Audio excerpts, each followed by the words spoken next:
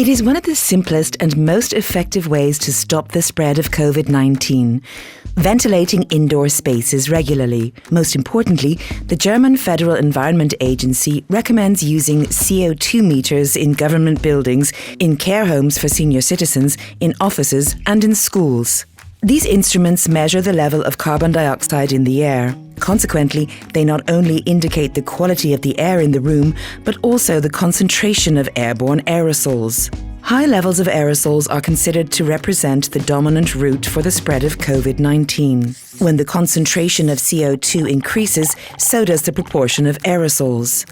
The proportion of aerosols is classified in line with DIN standards and air quality guidelines. These classify room air as hygienically safe when the maximum CO2 concentration does not exceed 1000 ppm. When measured at the start of a typical school day, this level of concentration will climb during the day to a peak value of more than 2500 ppm. The only reasonable approach is to develop a ventilation concept to reduce the concentration of particles in the air.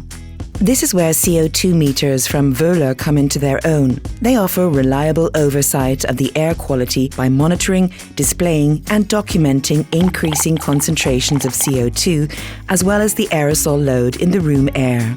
A built-in infrared detector recognizes CO2 molecules based on their wavelength. This spectroscopic measurement reliably and precisely determines the concentration of carbon dioxide in the room air.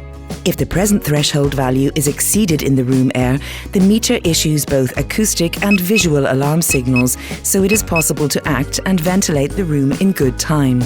The data is recorded continuously. That makes it possible to seamlessly review the room air concept and make appropriate adjustments.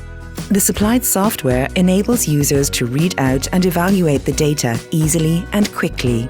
Wöhler CO2 meters and data loggers represent an important and practical tool to help contain the spread of the COVID-19 virus and contribute towards protecting staff, students and seniors when present in rooms in large numbers.